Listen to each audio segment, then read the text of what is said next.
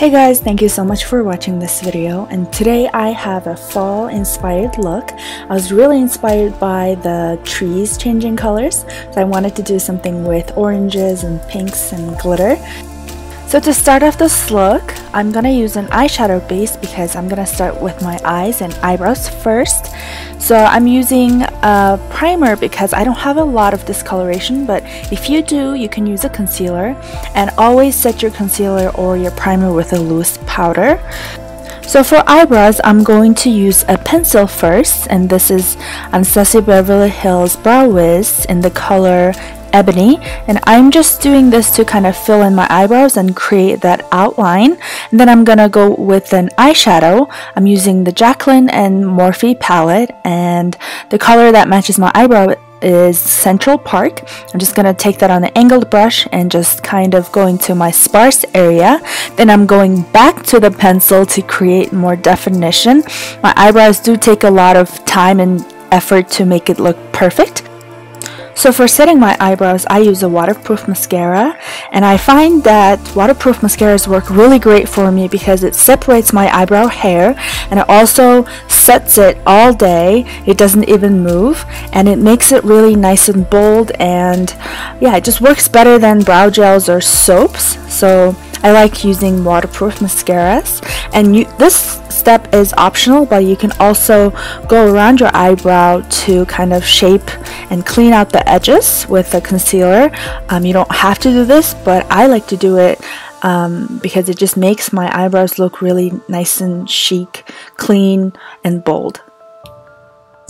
Okay, so before I move on to eyeshadows, I've been really enjoying using these makeup shields. I got it from Amazon and they work great. I just kind of cut it in half, cut the little corner that's poking into my eye off, and just place it at the angle that I like my makeup to be. And it feels really comfortable. It works better than a tape because I'm very allergic to tapes and I just tear up, so this works really good. And it also helps me blend my eyeshadows like a pro, so that's a good thing. The first transition shade I'm grabbing here is Raw Sienna from the Modern Renaissance palette. I'm just layering this color on with my Sigma brush. And the second color I'm grabbing is called Real Gar. It's a really nice burnt orange color, and I'm just focusing that on the outer edge. I like to really emphasize my outer edges because it opens up my eyes and makes it look more, you know, bigger and just slanted and more sexier that way. So for the next shade, I'm taking Mocha from Jaclyn Hill palette, and I'm just kind of layering it on top of the orange and on top of the transition color. I really like to have the most depth in that corner, and I'm also placing that same Mocha color into my inner corners, and I'm avoiding that middle area because that's gonna be our, you know, glitter pop of color area, and just kind of blending it into the orange that we put earlier. Now I'm taking Firework with a flat brush, and I sprayed it with some rose water. You can use just a regular water even, and just place it into the middle and blend that in.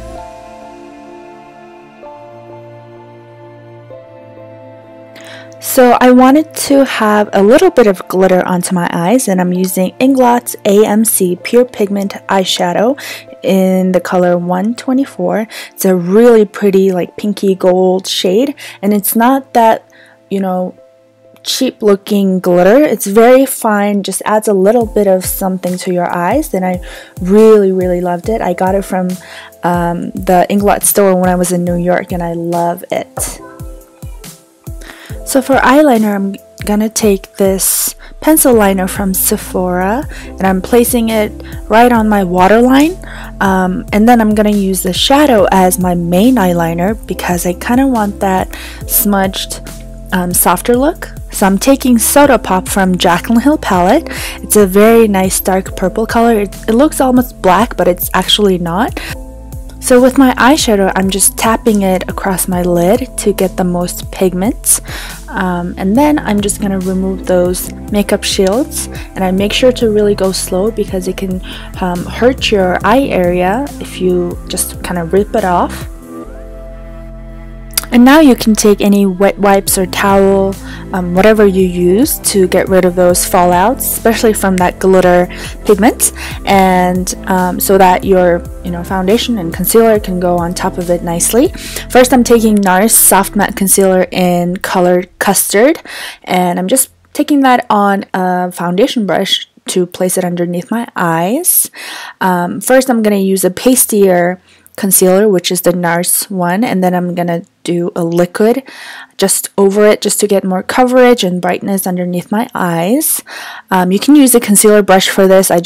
Mine were all dirty, so I just used whatever brush I have.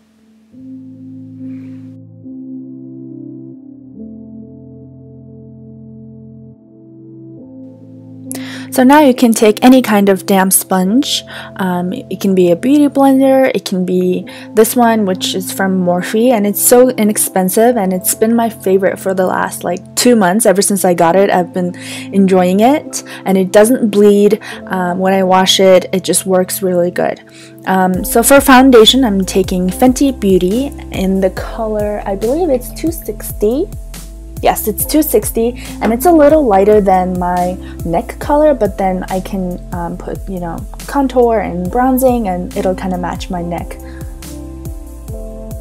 And when I apply my foundation, I like to go in with a foundation brush all over my face, and then blend it out with a brush or a damp sponge, just to get me more coverage, because I do have years and years of acne scars. So I really like to take my time, spread it out evenly, and then blend it or buff it out. So if you have scars or pigments on your face, that's a little trick that you can try.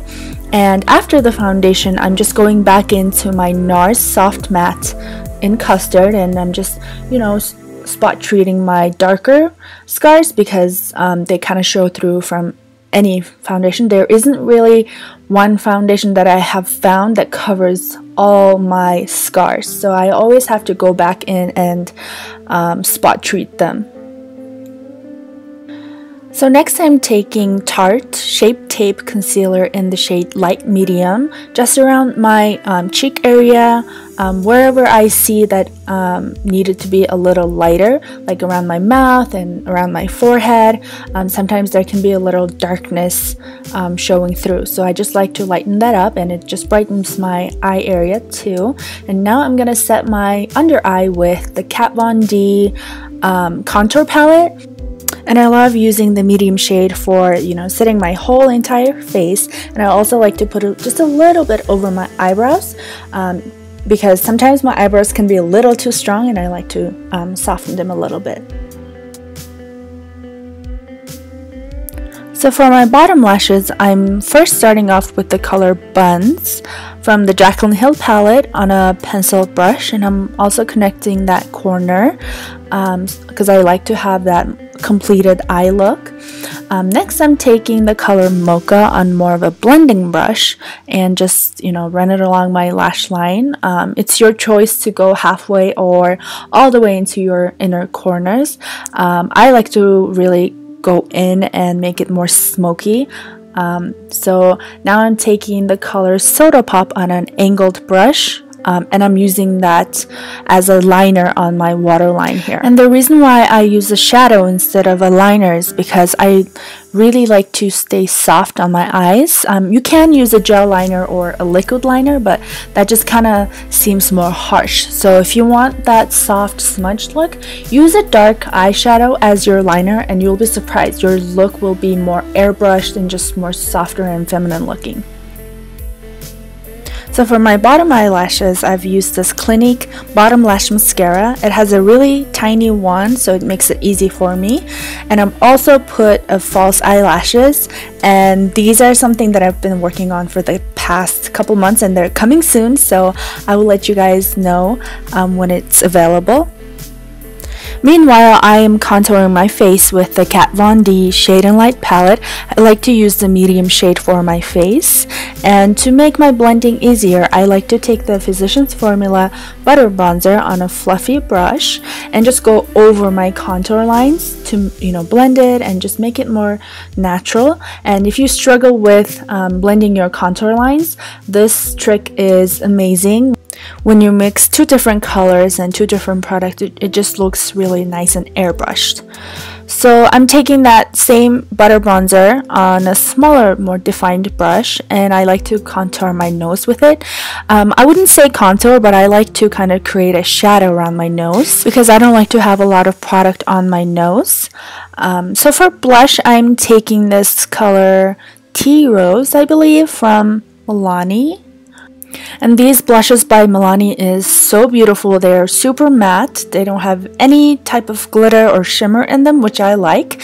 And I just like to use a very soft fluffy brush and just dust it on my cheek. I don't like to have too much color because my eyes are too strong. For highlighter, I am using Indiscretion by Laura Mercier. This highlighter, oh my gosh, is so beautiful. I got this from New York also when I was traveling. And this highlighter makes your skin look just so glowy and dewy, and it also kind of looks wet because it's so finely milled. It doesn't have like big particles.